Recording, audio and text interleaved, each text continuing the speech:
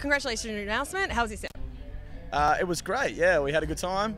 It was hot, but yeah, no, it was cool. I ran into Richie from Buried in Verona before, and I scammed a whole bunch of their drink tickets. And I was like, wow. thanks, dickhead. You're luckier than I am because I don't even have any drink tickets. So Really? yeah, I don't know where my drink tickets are. Maybe they got lost in the mail. I think there's a rider inside that I might have a little bit of a scam. I'm gonna need to suss that out. It's super shady. Just kind of a bit of a kind of serious question. I think there needs to be more of a focus on finding the medium between musicianship and the heavy side of deathcore scene. A point of difference with you guys is your ability to construct technically, but yet also memorably. I think that kind of gets lost on a lot of the amateurs. It's not just a wall of sound. Wow, you sound like you know what you're talking about. This is my job. I know. I'm not just like, hey, what do you reckon the crowd's going to expect from you guys today? That's really cool that you mentioned that because that's kind of what we try to do. I mean, all the boys that play in our band are very technically, they're technical musicians. They're very well at.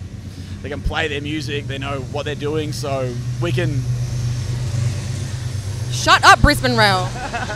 We can kind of, I guess, write technical songs, write the sort of songs that we want to play, but at the same time, I guess we can write, stuff that's going to be memorable for people. Because if you're just busting out full, technical, you're shredding for 40 minutes, no one really wants to listen to that, and we don't really want to play it either. So if we want to play something that's fast and technical, then we can do that. But at the same time, we can play some cool choruses and things like that, things that are memorable, and that's kind of what we're trying to do. So yeah, I mean, there's a lot of new bands out there that want to play that style of music, but maybe aren't technically accomplished enough to be able to do it yet. But you got to start somewhere. So there's a lot of young bands that they're coming out and they want to sort of play that stuff, and maybe they can't play it as well as they should be able to, but everyone gets there eventually. Yeah. Hard work. Yeah, definitely, and especially what you guys have been doing in the last 2 years. And I guess Hollow Planet is a great example of that, and it's fucking brutal. Yeah, we were pretty stoked on that reaction. And I mean, that is kind of a perfect example of us taking a step back from shredding a song for 4 minutes and playing something that actually has a chorus and has some memorable bits in it, because we wanted to write it, it's like a single song for us, so it doesn't need to be like a shred fest. It needs to be something that people are like, oh hey, these guys can actually write a song as well as shred, so it was yeah. And I guess in saying that, are there any major influences outside of music itself that kind of influence you, in the sense of film, any philosophies, paintings? Oh, outside of music? I mean, especially when you're kind of writing overseer. Yeah, well, I guess Break your brain, Colin. I'm an artistic person, I've been artistic since I was young, and I used to do art and painting and drawing and stuff like that until I was maybe 15 years old, and was like, what, I'm not really that good at doing that sort of stuff. I love doing it, but maybe I should try something else. So I ended up yelling in a band, and that was an expression type thing for me as well. So it was cool. I just sort of shifted my artistic focus onto music. Well, you're not shit. You're pretty damn good. Yeah, I guess that really depends on who you ask, I guess. Okay, so I was going to ask you, what do you think about the concept that your life is worthless, but your heart is priceless? Your life is worthless, but your heart is priceless.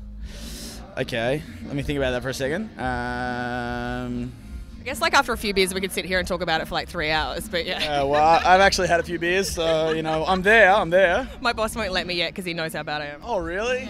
Yeah. Is that a mid-strength? I'm like, yeah. I had a couple of mid-strengths and then something else, and yes, I don't know why my band lets me do interviews. Really? Wait, what was the question again? It doesn't matter. I think it's this whole existential kind of thing, and we don't have to get into Wait, I want to think about it. Okay, well, your life is worthless. Right. But your heart is priceless. Ooh, okay. So I guess your heart ruling over your life. Yeah, that's cool. Gonna write that down somewhere and think about it later. How's that sound? Okay, that's rad. Do you think metal requires anger as its one emotion above all else? Oh, anger. You know what? I'm not really an angry person. But I love metal. I love playing metal. I love listening to metal. But I'm not really angry. When I was young, I was angry. And I think that's maybe the reason that I wanted to get into it, because I was like, yep, this is angry, this is fast, it's aggressive, you know, that's what I want to be a part of. And that's such a misinterpretation, especially like I guess through media or people assuming that everyone's an angry motherfucker, but it's just an aggressive, passionate style of music. Yeah, well, it's kind of like you know, I get all of my, you know, I don't know whether you want to call it anger or frustration or whatever you want to call it. I get all that out, you know, through my music, and it kind of renders me as, you know, a pretty happy individual. I would like to think I'm pretty happy. So it's kind of like I got this one release for everything, and makes me a happy dude. Right on. Right on. So for you guys, like, what importance do you hold in supporting our music community and your peers? Wait, one more time, go again. Okay, so, you know, for, you know, Aversions Crown, especially like the, you know, the progression you've had in your success in the last couple of years, what importance do you hold in supporting our music community and our industry and your own peers? Okay, I guess that we just want to, like, get our music out there, and, like, maybe if we can, like, help other people up as well, because, you know, that's what we really needed at the start. We needed someone to, like, give us a helping hand and be like, oh, hey, these guys are, you know, they're pretty good, like, let's help them out. And we sort of had that recently.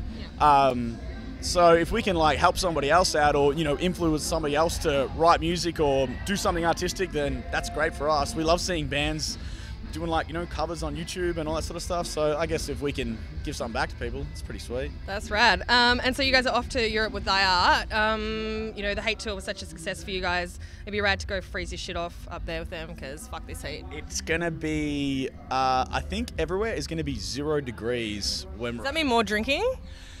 I don't know. To keep warm, just to be like on the scotch or the gin or something? Maybe. I'm going to try and maybe, like, tone it down overseas, because we've got, like, a pretty long run. Yeah. And if I'm getting drunk every night, I don't really know if that's going to be positive for me. So I might just try and be healthy, or, I don't know, maybe give, like, a healthy run while I'm overseas. I feel like Lee gets, like, people into a lot of shit as well.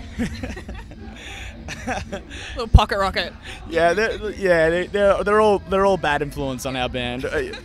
Most of the dudes in our band are pretty young, impressionable individuals. Not so much me. I'm getting a bit older now, but yeah, they are a bad influence on us. Let's do that. Perfect. Hey, thank you so much for taking the time, and I'll see you probably tomorrow. Yeah, cool. Nice.